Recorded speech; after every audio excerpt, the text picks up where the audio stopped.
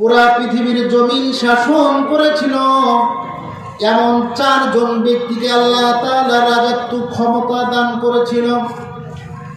এই দুনিয়ার জমিন শুধুমাত্র বাংলার জমিন নয়, ইন্ডিয়া নয়, চীন, জাপান, ভুটান, নেপাল, আমেরিকা, মাত্র সীমিত এই কয়েকটা রাষ্ট্র নয়, পৃথিবীর জমিনে যত রাষ্ট্র রয়েছে 250-র বেশি, 300-র কিছু কম, সমস্ত রাষ্ট্রের যে পরিধি রয়েছে, এই পুরা পৃথিবী নিয়ে যতটা পৃথিবীর জমিনের আয়তন ছিল, সকল জমিনের উপরেই তারা রাজত্ব কায়েম করেছিল।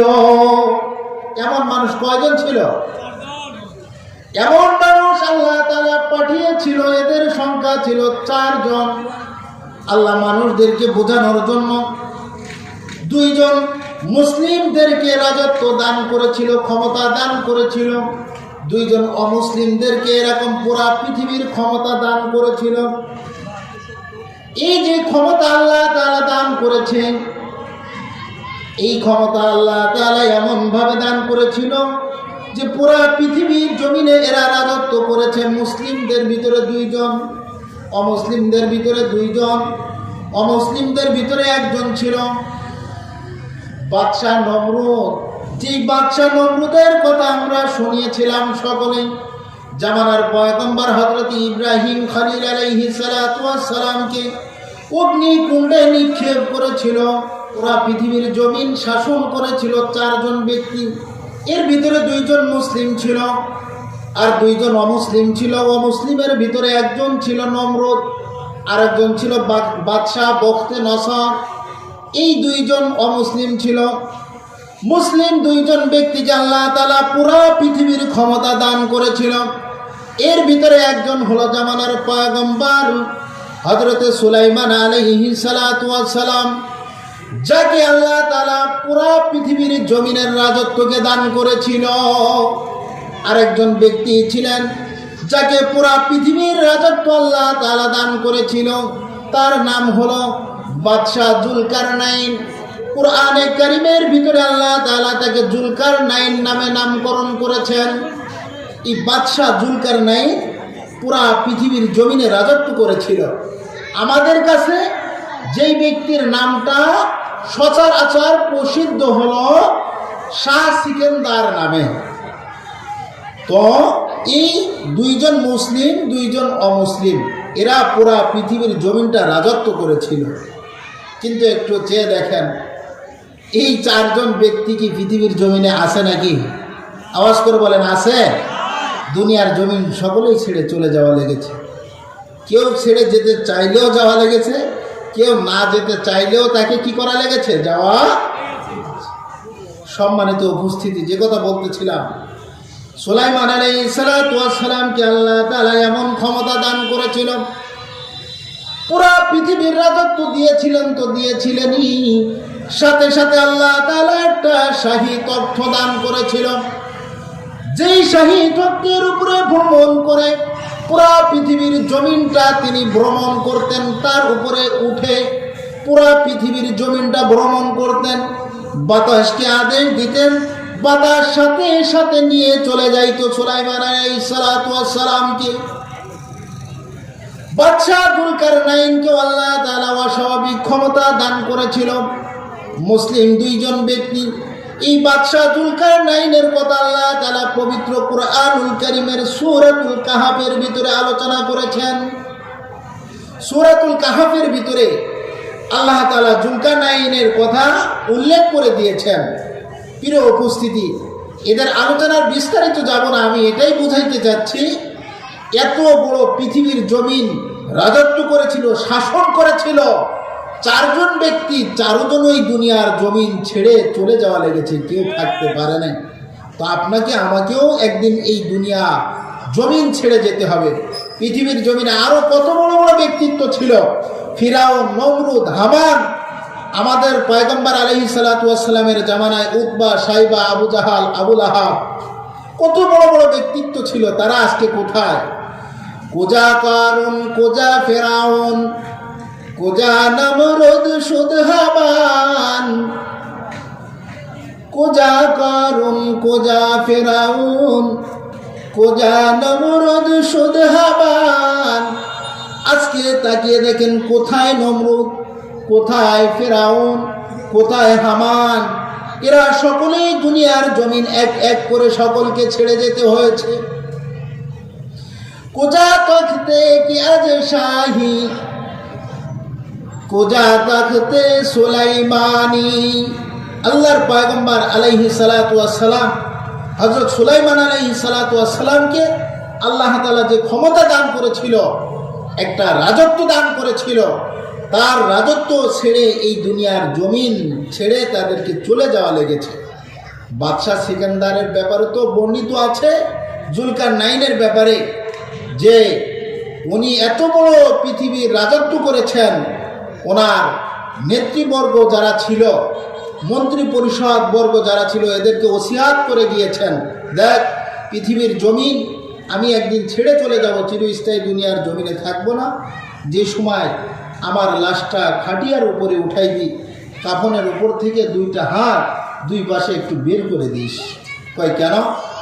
উনি ওসিয়াত করেছেন, ওয়াইদা হামালতা আলাল কুবুরি জানাজাতান ফালাম বিআন্নাকা বাদাহা মাহমুলু। ওয়াইদা হামালতা আলাল কুবুরি জানাজাতান ফালাম বিআন্নাকা বাদাহা মাহমুলু। হে আমার পরিষদবর্গ যারা রয়েছ, তোমাদের কাছে একটা ওসিয়ত করে যাই, দুনিয়ার জমিনে চিরস্থায়ী আমি থাকতে পারবো না, পৃথিবীর জমিন ছেড়ে চলে যাব। যে সময় চলে যাই, আমার লাশটাকে খাটিয়ার উপরে যেই সময় উঠাইবা, খাটিয়ার উপরে উঠানোর পরে দুইটা হাতকে কাফনের কাপড় থেকে একটু বের করে দিও। কয় কেন? কয় এটাই জনগণ দেখবে, মহল্লায় মহল্লায় একটু কাঁধে করে খাটিয়াটা নিয়ে ঘোরাইবা, মানুষ জানি বুঝে যে বাদশাহ সিকান্দার এত বড় পৃথিবীর রাজত্ব করে গিয়েছে, কিন্তু আজকে কবর জগতে রওনা হয়েছে রিক্ত হস্তে, খালি হস্তে, খালি হাতে আজকে বাদশাহ রওনা হচ্ছে। এটা জানি মানুষেরাই বুঝে দেখে যে এই দুনিয়ার জমিনে চিরস্থায়ী থাকা যাবে না, আপনাকে আমাকে সকলকেই এই দুনিয়ার জমিন একদিন ছেড়ে চলে যেতে হবে। আল্লাহ তাআলা আপনাকে আমাকে সীমিত হায়াত দান করেছেন। এই হায়াতটা কেমন? দুনিয়ার জমিনে আপনারা বরফ দেখেছেন না? বরফটা যে সময় ফ্রিজের বাইরে খোলা জায়গায় রেখে দেওয়া হয়, বরফের অবস্থা খেয়াল করে দেখবেন, আস্তে আস্তে বরফটা গলতে গলতে বিগলিত হতে হতে বরফটা এক সময় নিঃশেষ হয়ে যায়। এক আল্লাহর বান্দা বলতেছেন, हो रही है उम्र मिसले बर्फ कम, हो रही है उम्र मिसले बर्फ कम, চুপকে রফতা রফতা দম বাদা। আপনাকে আমাকে আল্লাহ তাআলা যে হায়াতটা দান করেছেন, এই হায়াত চিরস্থায়ী নয়। আস্তে আস্তে আপনার আমার এই হায়াতটা দৈনিক বিগলিত হচ্ছে, অর্থাৎ নিঃশেষ হতেছে। নিঃশেষ হতে হতে এমন একটা সময় চলে আসবে, এই হায়াত শেষ হয়ে যাবে। আজরাইলকে আল্লাহ তাআলা পাঠাইবেন জান নেওয়ার জন্য। আল্লাহ তাআলা বলবেন, ইযা জাআ আজালুহুম, যখন মানুষের তাদের নির্ধারিত সময় হয়ে যায়, এটা আল্লাহ তাআলা ঘোষণা দিয়ে দিয়েছেন, তখন তাদের ফালা ইস্তাখিরুনা সাআতাও ওয়ালা ইস্তাকদিমুন, মৃত্যুটা নির্ধারিত সময় হতে হবে। 1 সেকেন্ড আগেও করা হবে না, 1 সেকেন্ড পরেও করা হবে না। আজরাইলকে আল্লাহ তাআলা আদেশ দিবেন, সাথে সাথে অপারেশন কমপ্লিট, একবারে নিয়ে চলে যাবে। খুতবাতে আয়াতে কারিমে এটাই পাঠ করেছি, নির্ধারিত সময় হলে আপনাকে আমাকে এই দুনিয়ার জমিন ছেড়ে চলে যেতে হবে। মৃত্যু এমন একটা নিশ্চিত সংবাদের নাম, পৃথিবীর জমিনে মানুষ সব কিছু অস্বীকার করতে পারে, যে আমি এটা মানি না, ওটা অস্বীকার করলাম, ওটা মানি না, ওটা অস্বীকার করে দিলাম। মৃত্যু এমন একটা নিশ্চিত সংবাদের নাম, এই মরণ থেকে কেউ বাঁচতে পারবে না, এটা অস্বীকার করেও ব্যক্তি কখনো এই মৃত্যু থেকে পলায়ন করতে পারবে না, রেহাই পাবে না। মরণ থেকে যতই পালাও মরণ তোমায় লইবে ঘিরে, যদিও সুদর আকাশ পানে, লুকাও সে তাই লাগিয়েছি। মৃত্যু এমন একটা নিশ্চিত সংবাদের নাম, মৃত্যু থেকে মানুষ যতই পলায়ন করার চেষ্টা করে, কয়লা সুদূর আসমানে উঠে চলে যাব, যদি সেটাই সিঁড়ি লাগিয়ে উঠতে পারে, ওঠা তো কখনো সম্ভব নয়। যদি কেউ এমন চেষ্টা করে, তারপরেও মৃত্যু এমন একটা নিশ্চিত সংবাদ, আজরাইল তার কাছে চলে যাবে, ওই ব্যক্তিকে ছাড় দিবে না। সাথে সাথে সময় হয়ে গেলে আল্লাহ তাআলা বলবেন অপারেশন কমপ্লিট করো। আজরাইল চলে যায়, জানটা নিয়ে চলে আসবে। আল্লাহর এক বান্দা বলেন, মৃত্যু হলো এমন একটা বস্তু, মৌতু কাসিন কুল্লু নাসিন শারেবু, মৌতু কাসিন কুল্লু নাসিন শারেবু, কবর বাইতিন কুল্লু নাসিন দাখিলু। মৃত্যু হলো এমন একটা নিশ্চিত সংবাদের নাম, যেই মৃত্যু প্রত্যেক মানুষকে মৃত্যুর স্বাদ গ্রহণ করতে হবে। দুনিয়ার জমিনে কেউ থাকতে পারবে না, সকলকে এই পৃথিবীর জমিন ছেড়ে চলে যেতে হবে মৃত্যুর স্বাদ আস্বাদন করে। এরপরে বলেন কবরে একটা ঘর, এমন ঘর, কবর বাইতিন কুল্লু নাসিন দাখিলু, যত মানুষ রয়েছে পৃথিবীর জমিনে, মৃত্যুবরণ করলে তাকে কবরে শায়িত হতে হবে।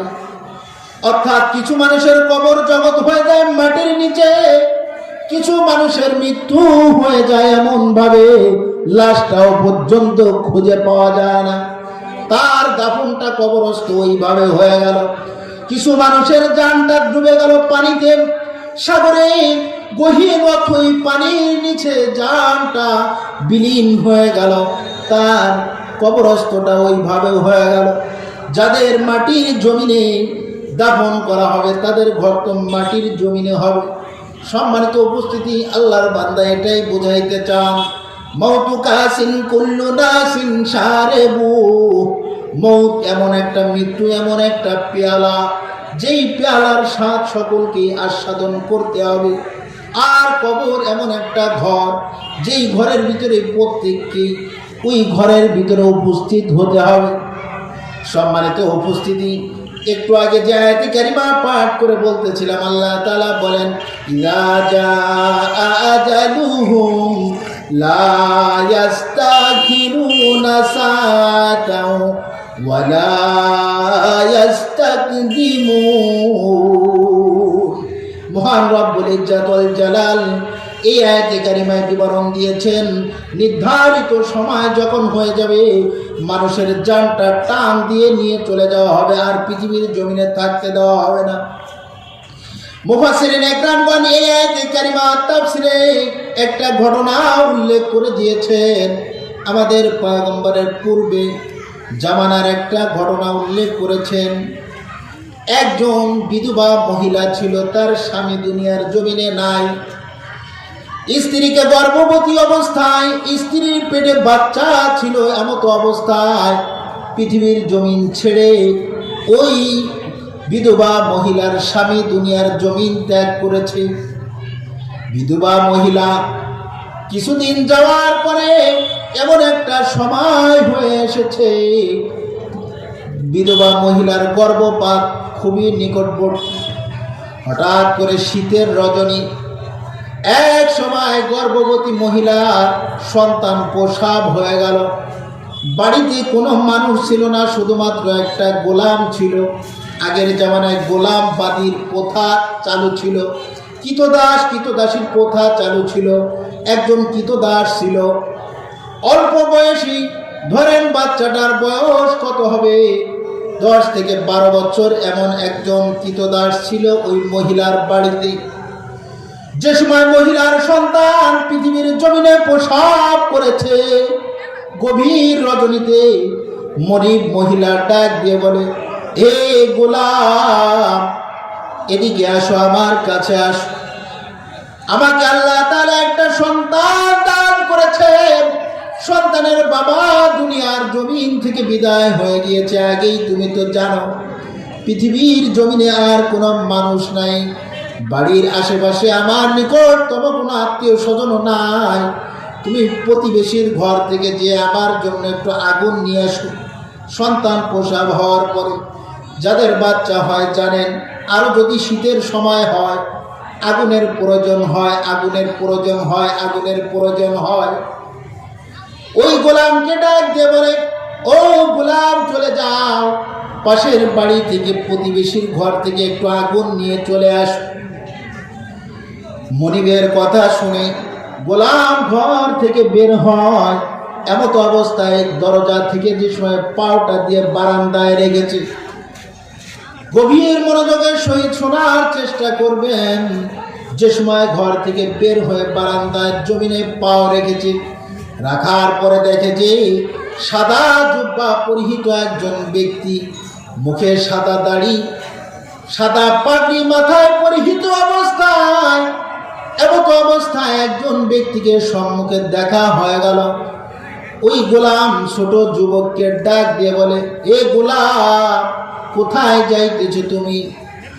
গোলাম ডাক দিয়ে বলে, আপনি কি জানেন না আমার মনিবের বাচ্চা হয়েছে, ছোট বাচ্চা গর্ভপাত করেছে, ওই বাচ্চার জন্য আগুনের প্রয়োজন, আগুন আনতে যাই। সম্মানিত উপস্থিতি, এবার আল্লাহর বান্দা যেই ভেষ ধরে এসেছে ওই গোলামের সম্মুখে, ওই গোলামকে ডাক দিয়ে বলতেছে, এ আল্লাহর বান্দা গোলাম, একটু লক্ষ্য করে আমার কথাটা শোনো, খেয়াল করে শোনো। তুমি যেই বাচ্চার জন্য আগুন আনতে যাচ্ছ, ওই বাচ্চাটা কেমন হবে তুমি কি জানো নি? কয় না, বাচ্চাটা একটা মেয়ে সন্তান, কন্যা সন্তান জন্মগ্রহণ করেছে। আল্লাহর বান্দার কথা শুনে ডাক দেয়া বলে, গোলাম বলতেছে কন্যা সন্তান জন্মগ্রহণ করেছে, এটা বুঝলাম, এরপরে কি বলতে চান একটু খুলে বলেন। আল্লাহর বান্দা বলে, ও গোলাম, শুনে রাখো, যেই বাচ্চাটা জন্মগ্রহণ করেছে এই মেয়ে বাচ্চা 100 বড় হয়ে 100 যুবকের চরিত্র নষ্ট করবে, 100 যুবকের সাথে জেনা ব্যভিচার করবে। এই কথা যে সময় বলেছে, বলার পরে যুবকের মেজাজটা সম্পূর্ণ গরম হয়ে গেছে। তো কার জন্য আমি আগুন আনতে যাচ্ছি, এই আল্লাহর বান্দা আমাকে কি বলতেছে? এই মেয়েকে তো আর দুনিয়ার জমিনে রাখা যাবে না, এই মেয়েকে মেরে ফেলতে হবে। সম্মানিত উপস্থিতি যারা আছেন ভালো করে লক্ষ্য করবেন। এরপরে ডাক দিয়ে বলেন, ওই যে গোলাম আল্লাহর বান্দা থেকে দৌড়ায় চলে যেতে চায়, এমত অবস্থায় ওই ব্যক্তি আল্লাহর বান্দা আবার ডাক দিয়ে বলে, গোলাম আরেকটা কথা শুনে যাও, এ গোলাম আরেকটা কথা শুনে যাও। কথাটা হলো, এই মহিলা যে কন্যা সন্তান জন্মগ্রহণ করেছে, এই কন্যা সন্তানের মৃত্যু হবে একটা মাকড়সার কারণে। কিসের কারণে? মাকড়সা চিনেন না? এই একটা মাকড়সার কারণে মৃত্যু হবে।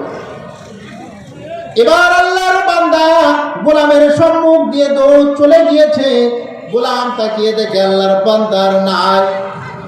এবার গোলাম আগুন আনার বাদ দিয়ে চলে গিয়েছে পাকের ঘরে, রান্নাঘরের ভিতর থেকে যে একটা ছুরি সংগ্রহ করেছে, ছুরিটা নিয়ে এসে ঘরের ভিতরে ঢুকেছে। ঢুকে ওই ছোট মেয়ে বাচ্চাটাকে যেখানে রাখা রয়েছে, টিম টিম করে আপনার একটা প্রদীপ কবিবাতি জ্বলতেছিল।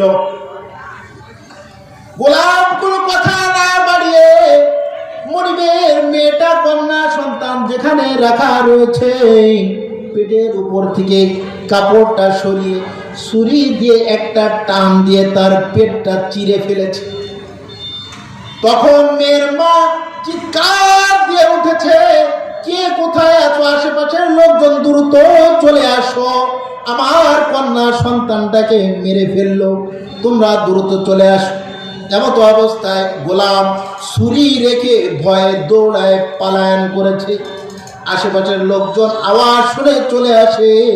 এমত অবস্থায় তার মা যেভাবে পেরেছে, ওই সময় ডাক্তারের তো ব্যবস্থা ছিল না, কবিরাজ যারা ছিল এদেরকে দিয়ে পেটের চামড়াটা ফাঁকা করে নাড়ি ভুড়ি ভিতরের দিয়ে আবার সেলাই করে দিয়েছেন। আল্লাহ পাক যদি বাঁচিয়ে রাখেন, মারার ক্ষমতা কি কারোর আছে নাকি? মারার ক্ষমতা আছে কারোর? আল্লাহ পাক যদি চায় জীবিত করে রাখবে, তাহলে কোনো মানুষের ক্ষমতা নাই তাকে মেরে ফেলবে। সম্মানিত উপস্থিতি, এরপরে ওই ছোট বাচ্চাটা আস্তে আস্তে কিছুদিন যাওয়ার পরে আল্লাহ তাআলা তাকে বড় করেছে। এমত অবস্থায় ভালো করে বুঝবেন, এই গোলাম মনিবের বাড়ি থেকে পলায়ন করে ওই এলাকার ওই দেশ ছেড়ে অন্য দেশে পাড়ি জমিয়েছে। মনে করেন জামালপুর জেলা ছেড়ে দিয়ে সে রওনা দিয়েছে, রংপুর জেলায় চলে গিয়েছে। এমত অবস্থায় ওই জেলায় যে সময় অবস্থান করেছে, কিছুদিন যাওয়ার পরে গোলাম আস্তে আস্তে করে ব্যবসা বাণিজ্য করা শুরু করেছে। ব্যবসা বাণিজ্য করতে করতে এক পর্যায়ে অনেক ধনাঢ্যবান ব্যক্তিতে পরিণত হয়ে গিয়েছে। প্রিয় উপস্থিত, যে কথা বলতেছিলাম, যুবক এক পর্যায়ে ধনাঢ্যবান ব্যক্তিতে পরিণত হয়েছে। এখন যুবকের বিবাহ শাদীর প্রয়োজন, আল্লাহওয়ালা ব্যক্তিতে পরিণত হয়ে গিয়েছে, খাঁটি দিলে তওবা করেছে। ওই যুবকের এখন বিবাহ শাদীর প্রয়োজন, লোকদেরকে সংবাদ দিয়েছে, আপনারা একটু দেখাশোনা করেন ভালো কন্যা কোথায় পাওয়া যায়। আল্লাহ পাক আমাকে যথেষ্ট সম্পদের মালিক বানিয়েছেন। এক সময় তো আমি গোলাম ছিলাম, কৃতদাস ছিলাম, এর থেকে আল্লাহ তাআলা পরিত্রাণ দিয়ে আমাকে বড় ধনাঢ্যবান ব্যক্তিতে পরিণত করেছে, রূপান্তর করেছে। সম্মানিত উপস্থিতি, এবার গোলাম বলতেছেন, তোমরা মেয়ে যারা দেখবা বিবাহর জন্য, মেয়ে জানি দিনদার হয়, একটু একটু দেখতে শুনতে জানি ভালো হয়, এমন কন্যা সন্তান খুঁজো। ওই যুবকের জন্য কন্যা খুঁজতে খুঁজতে খুঁজতে খুঁজতে একটা কন্যার সন্ধান পেয়ে গেল। কন্যাটা দেখতে অনেক সুশ্রী, দেখতে অনেক সুন্দরী। ওই কন্যার সংবাদটা যে সময় এই ব্যক্তির কাছে দেওয়া হলো, যুবকের কাছে দেওয়া হলো, যুবক চলে আসলো কন্যাকে দেখার জন্য। প্রিয় উপস্থিতি, এক পর্যায়ে মেয়ে খুঁজতে খুঁজতে পরের দেশে আরেকটা মেয়ে সন্তানের সন্ধান পাওয়া গেল। উভয়ের সম্মতিতে বিবাহ বন্ধনে আবদ্ধ হয়ে গেল। স্বামী স্ত্রী একসাথে রাতের বেলা বাসর ঘরে অবস্থান করেছে। এমত অবস্থায় ভালো করে বুঝবেন, ওই মেয়ে সন্তানটা নিজের শরীর থেকে পোশাক যে সময় খুলেছে, কাপড় খুলেছে, স্বামীর নজরটা পড়ে যায় পিঠের উপরে। তখন স্বামী ডাক দিয়ে বলে, স্ত্রী রে, কিছু মনে নিও না, তোমার কাছে একটা বিষয় জানবার চাই রে স্ত্রী।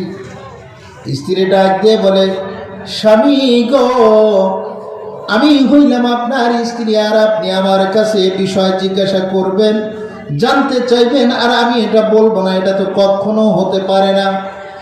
বলেন আপনি কি জানতে চান। এবার স্বামী ডাক দিয়ে বলে, প্রাণের স্ত্রী রে, তোমার পিঠের উপরে একটা দাগের চিহ্ন দেখতেছি, কিসের চিহ্ন এটা দেখা যায়, একটু খুলে বলো আমাকে। এই কথা বলার পরে স্ত্রীর দুই চক্ষু দিয়ে পানি পড়া শুরু হয়ে গিয়েছে। তখন স্বামী সান্ত্বনা দিয়ে বলে, স্ত্রীর কান্নার প্রয়োজন নাই, তুমি আমাকে বলো কি হয়েছিল, বিষয়টা খুলে বলো। তখন স্ত্রী বলে, প্রাণের স্বামী গো, আমি যে সময় একদিনের বাচ্চা ভূমিষ্ঠ হয়েছিলাম, মাত্র গর্ভ থেকে দুনিয়ার জমিনে এসেছি, ওই সময় শুনেছিলাম আমার মা বলেছিল, একটু বোঝার বয়স আমার যে সময় হয়েছে, ওই সময় মায়ের কাছে আমার এই কাটা দাগ সম্পর্কে জিজ্ঞাসা করেছি।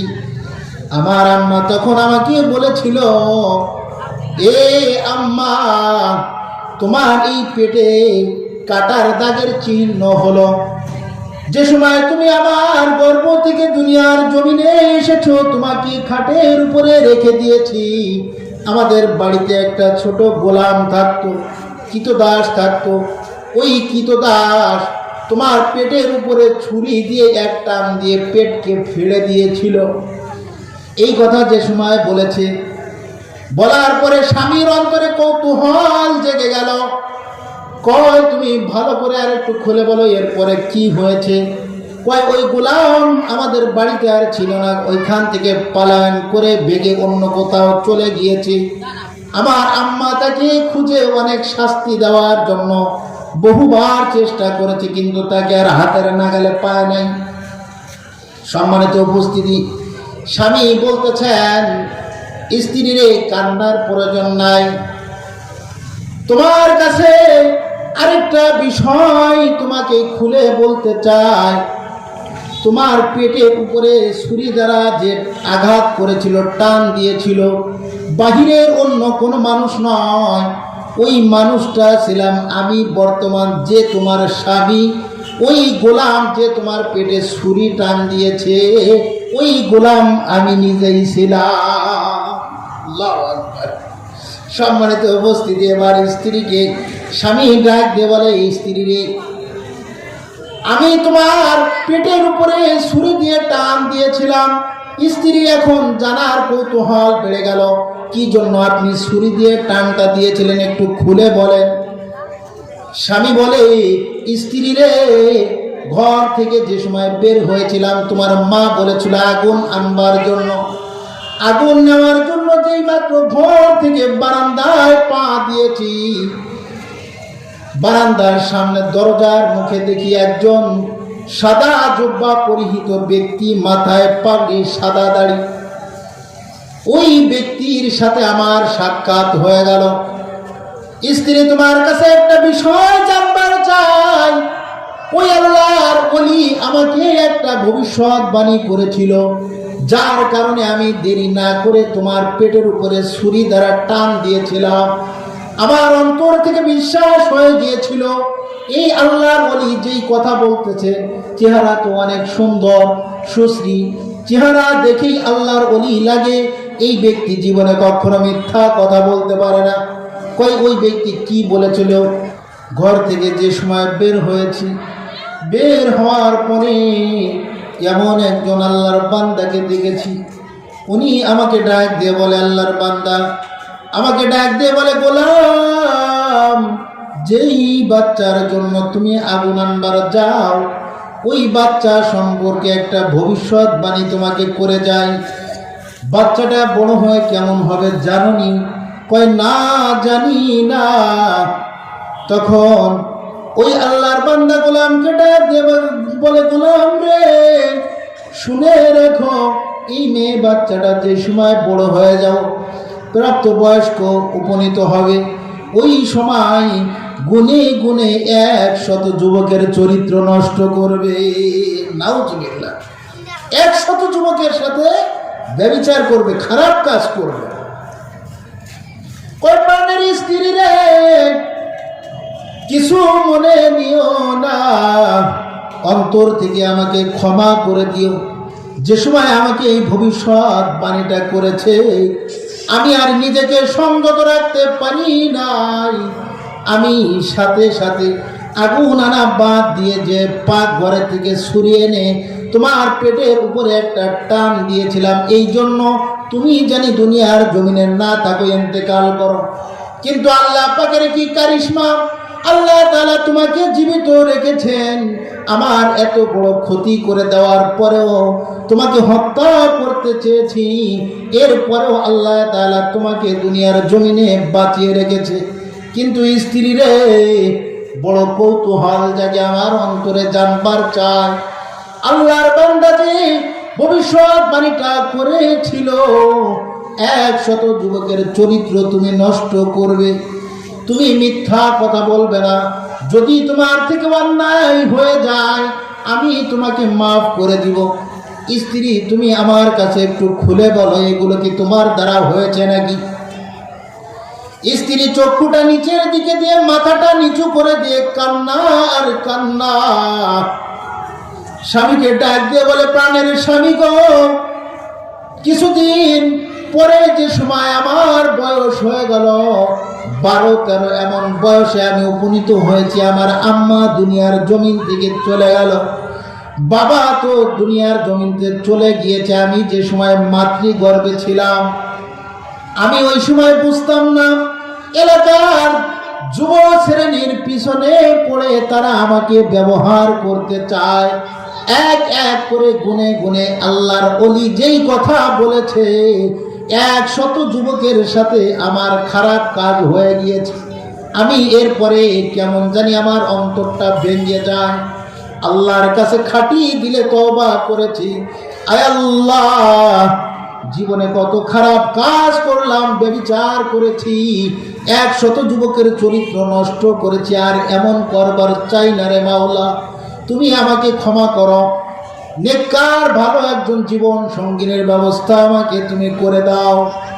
আমি তওবা করেছি, হয়তোবা আল্লাহ আমাকে ক্ষমা করেছেন। স্বামী গো, আপনিও অন্তর থেকে আমাকে মাফ করে দেন।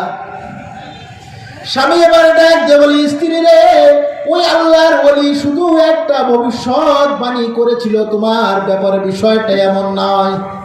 আরেকটা ভবিষ্যৎবাণীও তিনি আমাকে করেছিল। প্রথম ভবিষ্যৎবাণী দেখলাম পুঙ্খানুপুঙ্খানুভাবে খেটে গিয়েছে। 100 যুবকের সাথে তোমার খারাপ কাজ হয়ে গিয়েছে। স্ত্রী জানবার চায় আরেকটা কি ভবিষ্যৎবাণী করেছিল, একটু খুলে বলেন। তখন স্বামী ডাক দিয়ে বলে, স্ত্রী রে, ও আমার প্রাণের স্ত্রী, শুনে রাখো, ওই আল্লাহর বান্দার একটা ভবিষ্যৎবাণী যেটা করেছিল সেটা হলো তোমার মৃত্যু হবে একটা মাকড়সার কারণে। এই পৃথিবীর জমিন তোমাকে ছেড়ে চলে যেতে হবে। স্ত্রী বলে, আপনি কি বলেন? হ্যাঁ, এ কথাই বলেছে। স্ত্রী স্বামীকে ডাক দিয়ে বলে, প্রাণের স্বামী, একদিন আপনি গোলাম ছিলেন, কোনো ধন সম্পদ আপনার ছিল না, মানুষের বাড়িতে কাম করে করে খাইতেন। আজকে আল্লাহ পাক আপনাকে অনেক ধনাঢ্যবান করেছে, অনেক ধন সম্পদের মালিক বানিয়েছি।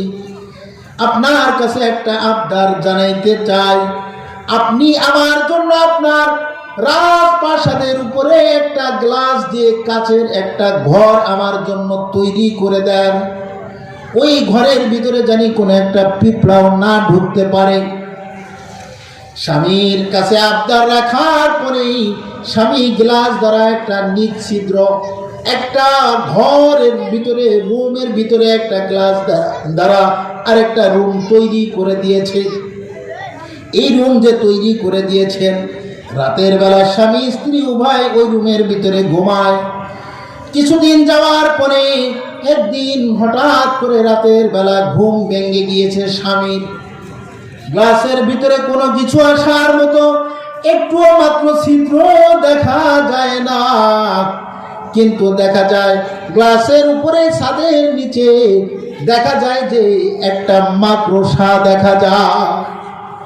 স্বামী ডাক দিয়ে স্ত্রীকে ডাক দিয়ে ঘুম ভাঙা বলে, স্ত্রী রে, মনে হয় তোমার আর দুনিয়ার জমিনে থাকার হলো না। ওই আল্লাহর বান্দা যেই ভবিষ্যৎবাণীটা তোমাকে করেছিল, এই পৃথিবীর জমিন তোমাকে ছেড়ে যেতে হবে একটা মাকড়সার কারণে, সম্ভবত তোমার মৃত্যু নামক মাকড়সাটা এসে উপস্থিত হয়ে গিয়েছে। স্ত্রী বলে, আপনি কি বলছেন? কহ, ছাদের দিকে তাকিয়ে দেখো, একটা মাকড়সা দেখা যায়। স্ত্রী স্বামীকে ডাক দিয়ে বলে, স্বামী গো, আপনি মাকড়সাটা কিছু একটা দিয়ে, কাঠ দিয়ে, লাঠি দিয়ে আপনি পেড়ে ওটাকে মেরে ফেলেন। যে সময় স্বামী একটা লাঠি দিয়ে মাকড়সাটাকে মেরে নিচে ফেলেছে, স্ত্রী খাটের উপর থেকে ঝেড়ে ফেড়ে উঠেছে। ওঠার পরে বলতেছে, কিরে, তুই বলে আমারে মারবি, তোর কারণে বলে আমার মৃত্যু হবে? রাতে যে সময় খাটের উপরে মানুষ ঘুমায় স্বাভাবিকভাবে, পায়ে তো জুতা মোজা এগুলো রাখে না, স্বাভাবিকভাবে খালি পায়ে ঘুমায়। স্ত্রী এবার খাটের উপর থেকে উঠছে, ওঠার পরে গোড়ালি দিয়ে ওই যে মরা মাকড়সা যেটা ছিল পায়ের নিচে নিয়ে পেশা শুরু করেছে। পায়ের নিচে নিয়ে পিষতেছে আর বলতেছে, তুই বলে আমার মারবি? এটা কেমন কথা? আমি তোরে দেখ কিভাবে শেষ করি। পায়ের নিচে নিয়ে যে সময় পেশা শুরু করেছি, মাকড়সার পায়ের একটা কাটা, 20 কাটা স্ত্রীর গোড়ালি দিয়ে পায়ে ঢুকে গিয়েছে, বিঁধে গিয়েছে।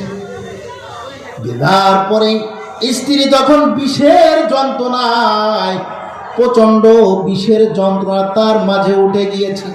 বিষের যন্ত্রণায় স্ত্রী ছটফট ছটফট করতে করতে স্ত্রী স্বামীকে ডাক দিয়ে বলে, প্রাণের স্বামী গো, আল্লাহর ওলি যেই কথা বলেছিল হয়তোবা বাস্তবায়ন হয়ে যাবে। এখন আমি এই বিষের যন্ত্রণা আর সহ্য করতে পারি না। প্রিয় উপস্থিতি, এবার আস্তে আস্তে স্ত্রীর শরীর নিস্তেজ হয়ে গেল। এক সময় স্ত্রীর ভিতর থেকে জানটা চলে গেল।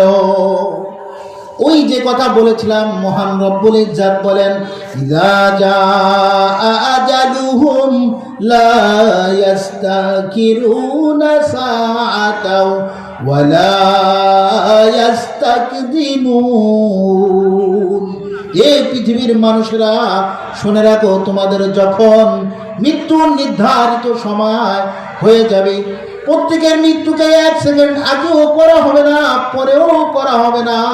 নির্ধারিত সময় আল্লাহ তাআলা আজরাইলকে বলবেন, আজরাইল যাও। সাথে সাথে যে আজরাইল অপারেশন কমপ্লিট করে ফেলবে। এই দুনিয়ার জমিন ছেড়ে আপনাকে আমাকে চলে যেতে হবে এই মৃত্যু নামক বস্তু, এই মৃত্যু নামক বস্তুর স্বাদ আস্বাদন করে। দুনিয়ার জমিনে আল্লাহ তাআলা আপনাকে আমাকে প্রেরণ করেছেন। আল্লাহ তাআলা বলে দিয়েছেন কি জন্য পাঠাইলেন। হায়াত মউত দিয়ে আপনাকে আমাকে পাঠাইলেন। আল্লাহ তাআলা 29 নম্বর পারার 1 নম্বর সূরা সূরাতুল মুলকের 1 নম্বর আয়াতে কারিমা থেকে বিবরণ দিতেছেন।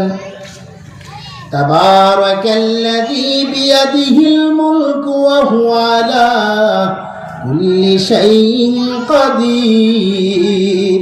2 নম্বর আয়াতে কারিমা আল্লাহ তাআলা বলেন, আল্লাযী খালাকাল মাউতা ওয়াল হায়াতা লিয়াবলুয়াকুম আইয়ুকুম আহসানু আমালা। আল্লাহ তাআলা দুনিয়ার জমিনে আপনাকে আমাকে পাঠিয়ে হায়াত নামক মৃত্যু নামক বস্তু কি জন্য দিয়েছেন? আল্লাহ তাআলা বলেছেন, দুনিয়ার জমিনে পাঠিয়েছেন, কিছু সময় রেখেছেন, দেখবে তোমাদের মাঝে কে সবথেকে উত্তম আমল করে। যে ব্যক্তি উত্তম আমল করতে পারবে, আল্লাহ তাআলা ওই ব্যক্তিকে দুনিয়ার জমিন থেকে এমনভাবে নিয়ে যাবেন, দুনিয়ার জমিনটা তার জন্য সুন্দর করে দিবেন। অপর আয়াতে আল্লাহ তাআলা বলেন, কাল কিয়ামতের ময়দানে লা খাউফুন আলাইহিম ওয়া লা হুম ইয়াহজানুন। ওই সমস্ত মানুষের কোনো ভয়ও থাকবে না, চিন্তাও থাকবে না, কোনো পেরেশানিও থাকবে না।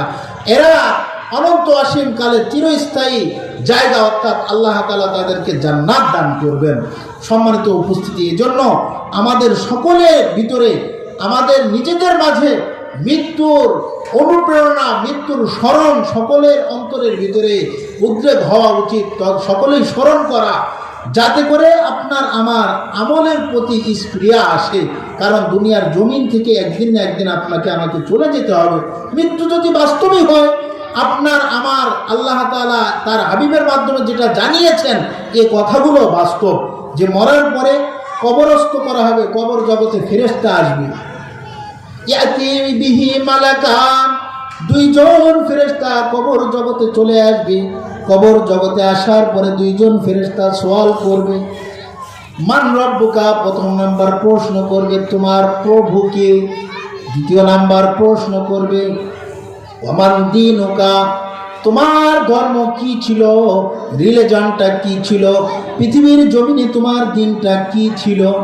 3 নম্বর আরেকটা প্রশ্ন করা হবে, তোমাদেরকে যে দুনিয়ার জমিনে পাঠিয়েছিলাম, একজন উম্মতে মুহাম্মাদী যারা রয়েছে অনুসারী, এই আমাদের আখিরি পয়গম্বরের ছবিকে কবর জগতে ব্যক্তির সম্মুখে উপস্থিত করার পরে বলা হবে, ওমান হাযার রাজুলুল্লাযী বুইসা ফীকুম, তোমাদের মাঝে এই যে ব্যক্তি যাকে পাঠানো হয়েছিল, এই কোন ব্যক্তি।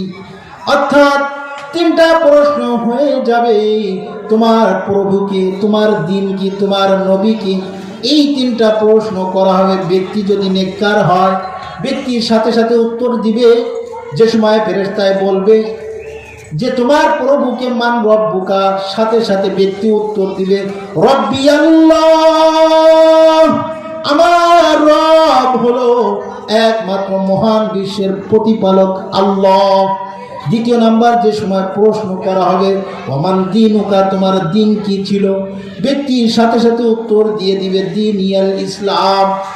আর তৃতীয় নাম্বার প্রশ্ন যে সময় করা হবে যে এই ব্যক্তি যাকে তোমাদের মাঝে পাঠানো হয়েছিল নবী করে, এইকে, সাথে সাথে উত্তর দিয়ে দিবে মুহাম্মাদুর রাসূলুল্লাহ সাল্লাল্লাহু আলাইহি ওয়াসাল্লাম। এরপরে কবর জগৎ থেকে কিয়ামতের ময়দানে ওঠানো হবে। কিয়ামতের ময়দানে হিসাব নিকাশগুলো নিয়ে নেওয়া হবে।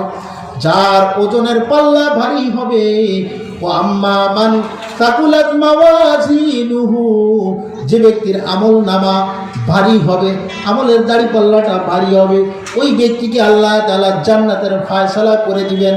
যে ব্যক্তির আমলের পাল্লা ভারী হালকা হয়ে যাবে, ওই ব্যক্তির সাথে সাথে জাহান্নামের ফয়সালা হয়ে যাবে। এই জন্য প্রিয় উপস্থিতি, কাল কিয়ামতের ময়দানে হাসর নাসর হবে, বিচার হয়ে যাবে, হিসাব নিকাশ হবে। সবগুলো আল্লাহ তাআলা আপনার আমার জন্য প্রস্তুত করে রেখেছেন। যে কথা বলতেছিলাম, মৃত্যুকে যদি স্মরণ করি, এটা যদি বারবার আমি ভাবতে থাকি দুনিয়ার জমিন ছেড়ে চলে যাওয়া লাগবে, আর এটা মৃত্যু যদি আপনার আমার জন্য নিশ্চিত হয়ে থাকে, কবর, হাসর নাসর, মিজান, যা কিছু আছে, পুলসিরাত, সব কিছুই রয়েছে। এই জন্য আল্লাহ তাআলা বলতেছেন, হে বান্দারা, দুনিয়ার জমিনে এগুলো বুঝবা না, যে সময় দুনিয়া ছেড়ে চলে আসবা, সব কিছুই তোমার সম্মুখে একবারে সুস্পষ্ট হয়ে যাবে। আমার আলোচনা শেষ। সংক্ষিপ্ত পরিসরে যতটুকু আলোচনা করা হলো, যে আল্লাহ তাআলা আপনাকে আমাকে পাঠিয়েছেন দুনিয়ার জমিনে, একদিন আসি দুনিয়ার জমিন ছেড়ে চলে যেতে হবে। এটা মৃত্যুর মাধ্যমে আল্লাহ তাআলা দুনিয়ার জমিন আমাকে আপনাকে পরিসমাপ্তি করাবেন। এই জন্য মৃত্যুর পরে ঈমান রেখে আপনার আমার আমলগুলো করা। আল্লাহ তাআলা আপনাকে আমাকে সকলকে তৌফিক দান করে। সকলে বলি আমিন। ওয়া আখিরু দাওয়ানা আলহামদুলিল্লাহি রাব্বিল আলামিন।